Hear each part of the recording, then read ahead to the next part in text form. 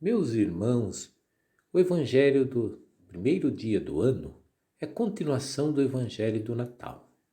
Você se lembra que os anjos apareceram aos pastores, dizendo que o Messias tinha nascido em Belém e que eles fossem até o presépio e lá confirmasse. E a confirmação era o quê? Uma criança que estava enfaixada.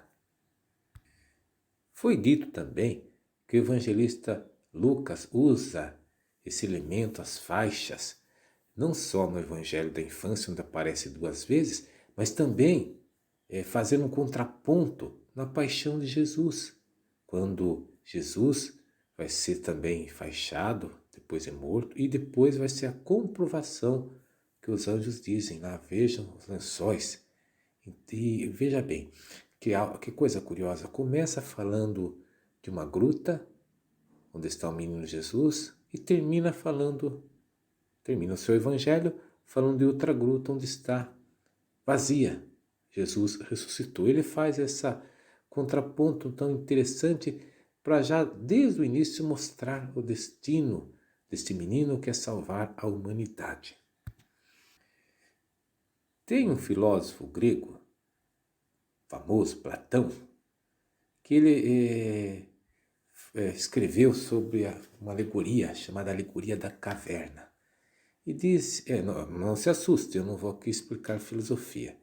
Eu só quero tomar como referência esse dado, que para Platão o homem está mergulhado numa caverna, preso, acorrentado, e que ele, através da filosofia, ele deve então escapar da caverna, sair à luz, a sofia, a gnosis. Bom, na mística cristã, o movimento é inverso.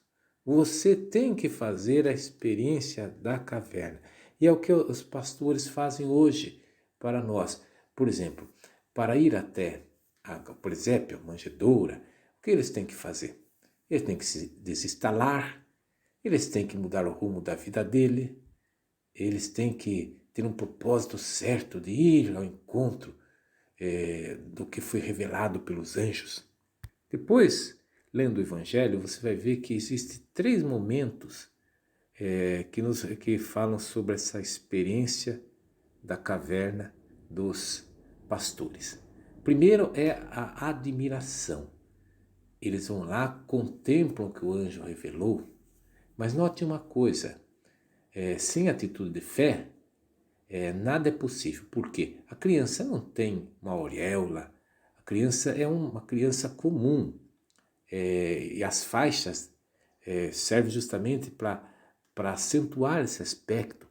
Pois bem, essa atitude de fé, eles veem naquela simples criança o Filho de Deus encarnado. Depois eles passam para o segundo momento, que é o exemplo de Maria. Aqui no versículo 19, é importante a gente dizer isso, que o evangelista Lucas apresenta Maria como a discípula perfeita de Jesus, a discípula modelo. E no versículo 19, Maria está acima dos pastores no sentido quesito que ela não é mera admiradora das maravilhas que Deus opera, mas ela diz aqui, e Maria guardava todos esses fatos e meditava sobre eles no seu coração. E aqui é bom a gente recordar Santo Agostinho que dizia, o grande mérito de Maria não está propriamente em ter gerado no seu ventre Jesus, mas o grande mérito de Maria está que antes de ter gerado Jesus no seu ventre, ela o gerou no seu coração. Nós não podemos imitar Maria, já que o evangelista Lucas aqui propõe Maria como a discípula modelar, gerando Jesus, mas nós devemos e podemos imitar Maria, gerando Jesus em nosso coração. Através do exemplo de Maria, os pastores passam por um terceiro momento. Vejam o que diz aqui o versículo. Eles voltaram glorificando e louvando a Deus. É importante você notar isso, né?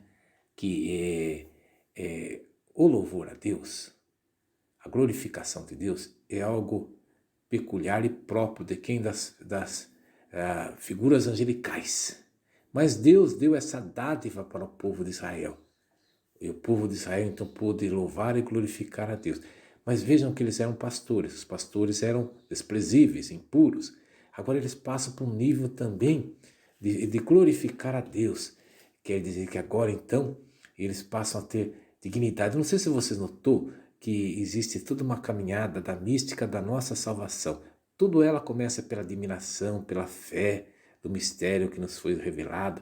Passa pelo exemplo de Maria no seguinte, que nós vamos guardar o verbo no nosso coração, guardar a palavra no nosso coração e meditá-la. Lembre-se que no cristianismo, palavra não é Bíblia. Palavra é o Deus encarnado. É muito mais do que a Bíblia. Então, aí eles chegam no terceiro nível, o nível então você dá comunhão com os anjos através da glória e dos louvores. Amém.